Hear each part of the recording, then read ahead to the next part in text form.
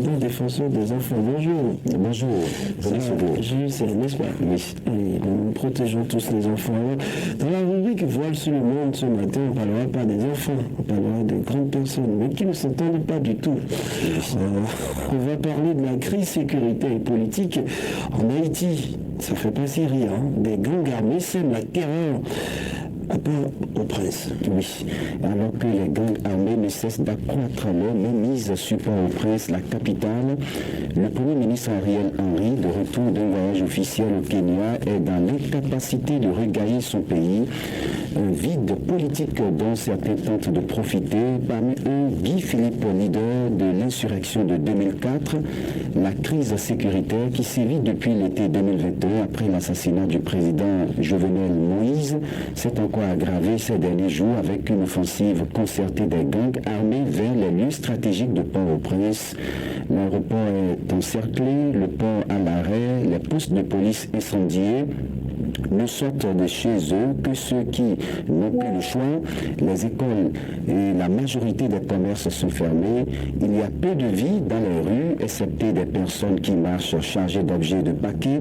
Selon l'ONU, plus de 360 000 personnes ont dû quitter leur foyer en raison de cette crise sécuritaire. Un chiffre en hausse de 15% depuis le début de l'année. Les gangs armés contrôlent plus de 60% du territoire.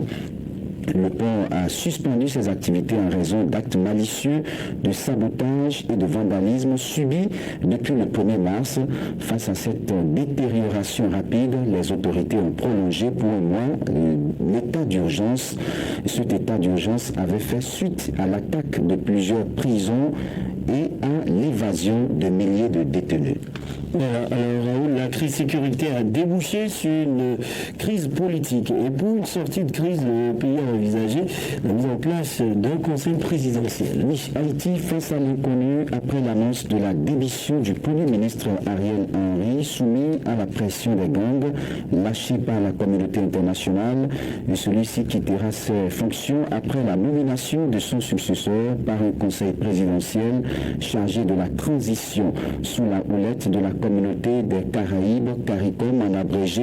Les acteurs politiques et de la société civile haïtienne se sont entendus pour la mise en place de ce conseil qui sera composé de 7 membres et 2 observateurs censés représenter les différents courants politiques et économiques influents du pays, mais des groupes aux intérêts divergents qui jouent chacun leur partition. Tout reste à faire et ce conseil va être formé des représentants de différentes forces politiques, sociales, économiques, mais il reste à mettre sur pied l'agenda et aussi son mode de fonctionnement. Les partis politiques poursuivent leurs discussions pour désigner leurs représentants au sein du Conseil présidentiel de transition, instance chargée de prendre la suite d'Ariel Henry, démissionnaire, et de mener le pays à des élections libres et démocratiques. Pour beaucoup, ce collège est un pas vers la résolution partielle de la crise en Haïti. Elle reflète les grandes tendances politiques issues des propositions faites par les représentants de chaque parti ou mouvement. Voilà. Le Kenya, de son côté, on s'attend à une aide. Va-t-il porter secours à Haïti? Oui, c'est une très bonne interrogation. Cela semble de moins en moins sûr.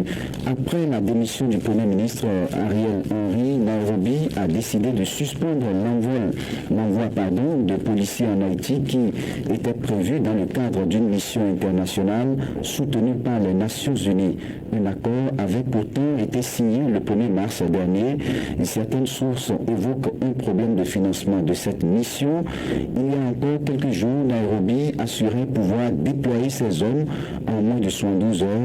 Aujourd'hui, les autorités kenyanes ne lient pas leur revirement à ces questions financières, mais à la détérioration de la situation sur place, à la démission d'Ariel Henry.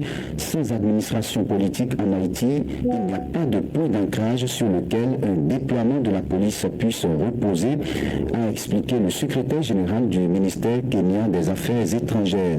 Nairobi préfère donc désormais attendre l'installation d'un nouveau gouvernement avant de réévaluer sa position et voir si le pays va enverrer ses hommes pour accompagner Haïti qui aujourd'hui traverse une crise politique et sécuritaire.